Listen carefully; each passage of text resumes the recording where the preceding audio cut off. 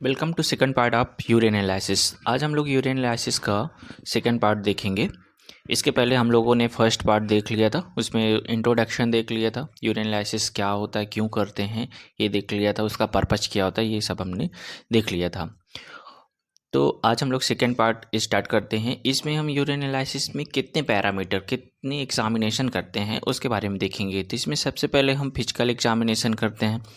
Physical examination में हम volume, colour, order, appearance, reaction and pH और स्पेसिफिक ग्रेविटी देखते हैं।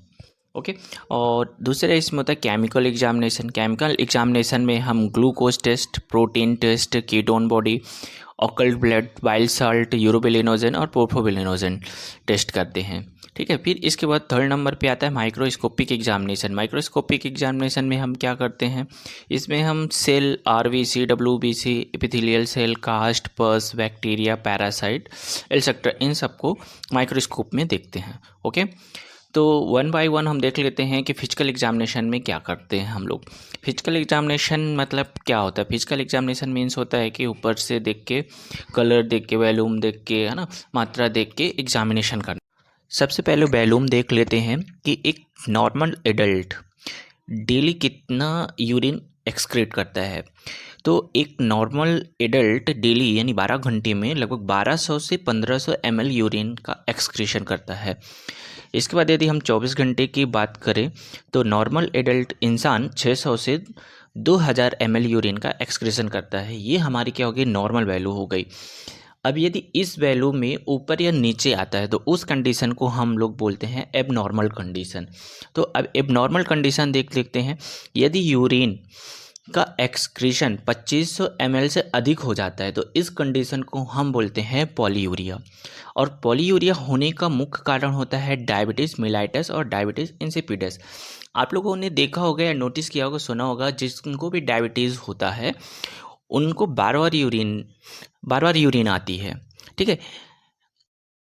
पॉलीयूरिया होने के कुछ और रीजंस होते हैं, जैसे मेडिकेशन। कुछ मेडिसिन जैसे डायूरेटिक मेडिसिन लेने से या एंटीबायोटिक लेने से भी पॉलीयूरिया हो सकता है। दूसरा, किडनी डिसीज़। किडनी डिसीज़ में क्या होता है कि किडनी का जो फंक्शन होता है वो इम्पेयर्ड हो जाता है, मतलब किडनी सही तरीके से काम नहीं करती। उस कंडीशन में भी पॉलीयूरिया हो जाता है। तीसरी कंडीशन होती है साइकोजेनिक पॉलीडिप्सिया। इस कंडीशन में क्या होता है कि जो नॉर्मल इंसान होता है वो लार्ज अमाउंट में पानी पीता है, यानी बहुत ज़्यादा पानी पीता है, जिस वजह से भी पॉलीयूरिया हो सकता है। ठीक है। तीसरा कारण होता है एक्सेसिव फ्लूइड इनटेक, यानी कुछ फ्लूइड जैसे कैफिनेटेड, जैसे चाय हो गया, कॉफ़ी हो गया, या एल्कोहल लेने से भी पॉलीयूरिया हो सकता है। नेक्स्ट कारण होता है हाइपर कैल्सीमिया। ब्लड में यदि कैल्शियम का लेवल अधिक होता है तो भी पॉलीयूरिया हो सकता है। ओके। अब वॉल्यूम से रिलेटेड दूसरी कंडीशन होती है ओल्गीयूरिया। ओल्गीयूरिया में क्या होता है, जो यूरिन का आउटपुट होता है वो रिड्यूस हो जाता है, मतलब यूरिन आना कम हो जाता है, यानी 500 ml से यूरिन कम आने लगता है 24 घंटे में। तो इस कंडीशन को हम क्या बोलते हैं, ओल्गीयूरिया। और ओल्गीयूरिया होने के कारण है dehydration, acute kidney injury, obstruction, heart failure, septic shock लगना, लीवर डिसीज और सर्टेन मेडिकेशन, यानी कुछ मेडिकेशन की वजह से भी ओल्गीयूरिया हो सकता है। तीसरा कंडीशन होता है जो वॉल्यूम से रिलेटेड है, वो एनीयूरिया होता है। एनीयूरिया में क्या होता है, कंप्लीट यूरिन का फॉर्मेशन कम हो जाता है, यानी बंद हो जाता है, यूरिन फॉर्मेशन एकदम से सप्रेस्ड हो जाता है। इस कंडीशन को हम बोलते हैं एनीयूरिया। और एनीयूरिया होने के कारण है प्रीरीनल।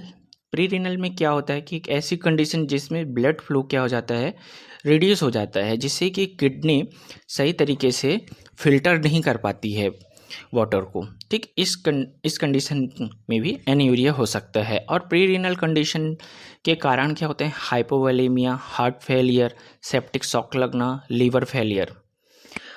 इसमें दूसरा कंडीशन होता है रीनल कॉज।